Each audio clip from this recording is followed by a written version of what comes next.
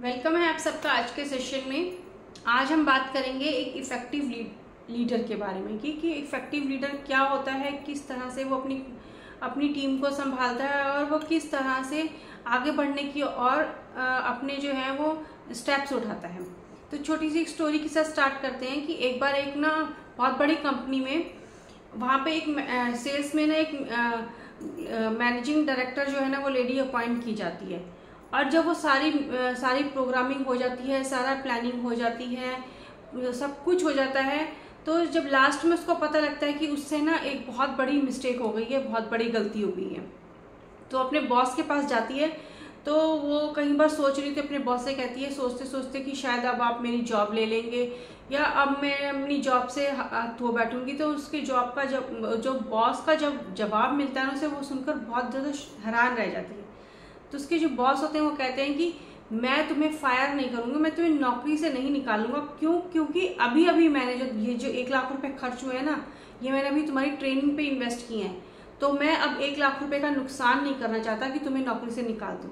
क्यों? क्योंकि उसने वो 1 लाख का नुकसान करने के बाद जो सीख मिली उसे, वो उसको पूरी लाइफ टाइम काम आएगी और वो जिस कंपनी में काम कर रही है वो कंपनी को वो कहीं बहुत अच्छी एक मुकाम पर लेके जा सकती है।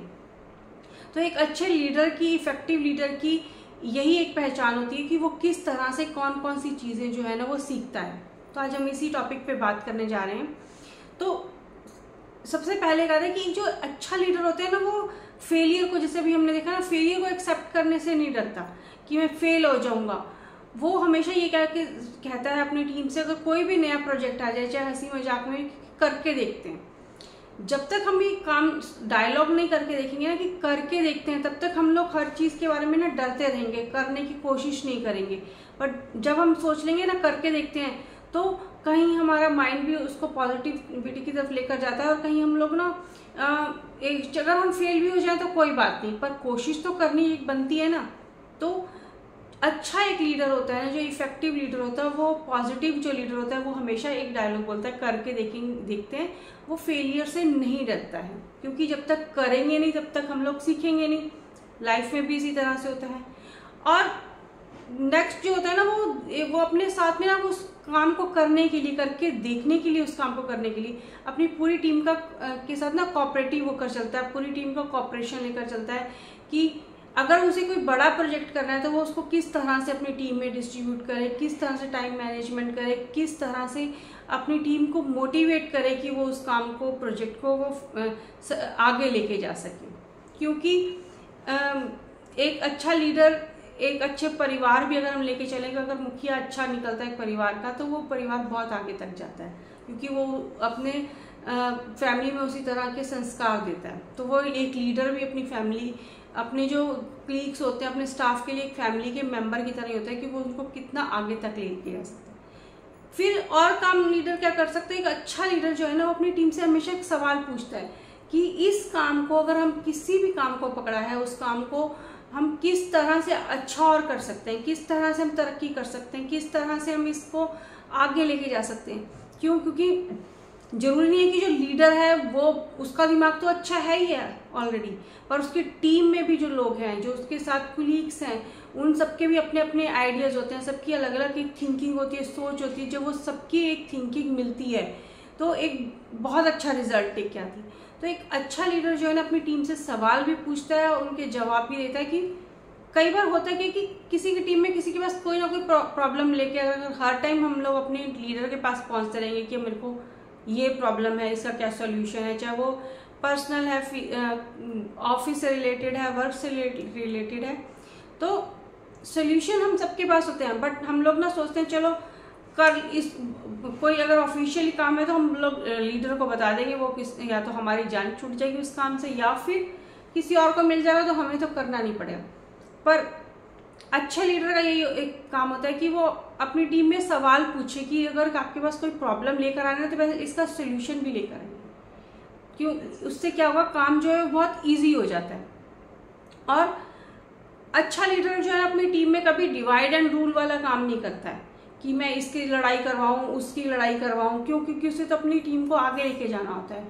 वो अगर किसी तरह की कोई कंपटीशन रखता है या फिर कोई उसको किसी को टाइम देता है या किसी को कोई प्रोजेक्ट दिया या कोई असाइनमेंट बनाने के लिए दिया, तो वो इस तरह से देता है कि मेरी टीम वाले जो लोग हैं ना उसको एक अच्छी अपने बीच में एनर्जी लेकर काम करें, उसको इस तरह से लेके चले, मोटिवेट होकर उस काम को करें, तो उससे काम जो है ना वो जल्दी इफेक्टिवली होता है। और सबसे बड़ी बात ये हो जाती है कि जब एक अच्छा लीडर सबको साथ लेके चल रहा होता है ना, तो वो हर किसी से ना वो अपने अंदर में ना कि वो अच्छा नहीं है, उसके साथ मेरे को अच्छे से नहीं रहना, मेरे को उसको परेशान करना है, उसने मेरे को अच्छे से नहीं रखा, तो वो ये सारी फीलिंग्स ना अपने दिल में से निकाल देता है। बट जहाँ पे अगर कोई लीडर है वो ये सारी चीज़ें अपने दिल में रखता है, तो वो धीरे धीरे ना बढ़ती जाती हैं। फिर माहौल जो है ना उस ऑफिस का या उस कंपनी का वो बिगड़ता जाता है कि अभी इससे बात, कभी उससे बात, उससे होता है कि जब टीम में देखते हैं ना कि अगर हमारा लीडर ही ऐसा काम कर रहा है तो कहीं ना कहीं वो माहौल ना बिगड़ता जाता है और सब लोग उसी तरह से बात करने लगते हैं।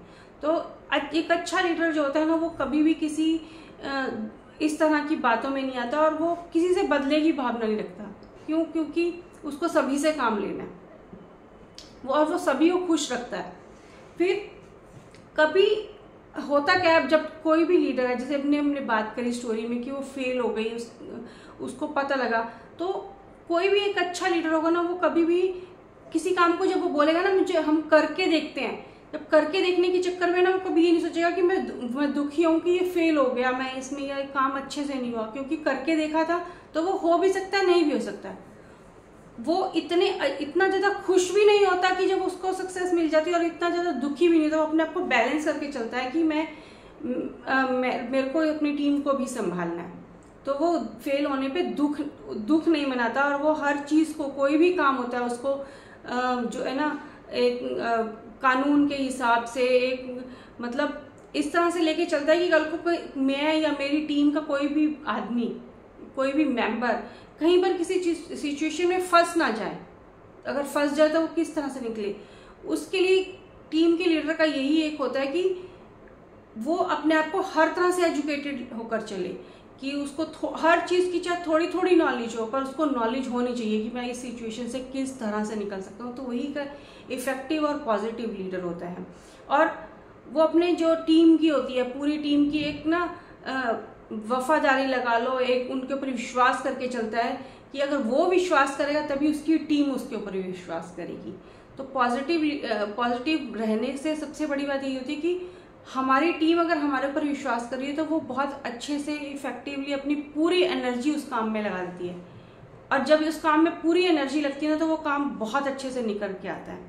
और एक इफेक्टिव लीडर के पास ना हमेशा एक अच्छा और सक्सेसफुल एक एम जरूर होता है कि ये नहीं अब ये काम खत्म हो गया तो अब अगला काम शुरू करना है, बट उसके पास उस एम को पूरा करने के बाद, अपनी टीम को आगे ले जाने के बाद, अपनी टीम को पूरा सेटिस्फाई करने के बाद उसके पास एक और नया कोई ना कोई एम जरूर लाइफ में होता है।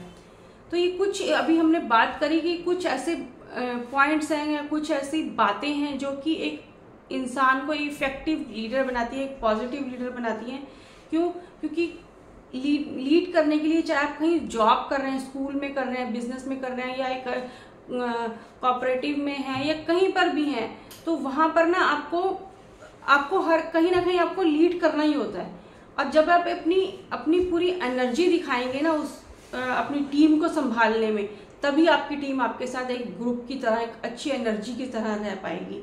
तो उसके लिए पहले अपने आप को इन सब चीज़ों के लिए हमें तैयार करना पड़ेगा, अपने आप को उस तरह से बनाना पड़ेगा कि हम एज अ लीडर, तो अगर आप लीडर बनेंगे तो आप अपनी टीम को भी ग्रो कर पाएंगे, आप अपनी कंपनी को ग्रो कर पाएंगे और अपने आप को ग्रो कर पाएंगे। और जब आप ग्रो कर पाएंगे तो एक अच्छी सोसाइटी बन पाएगी।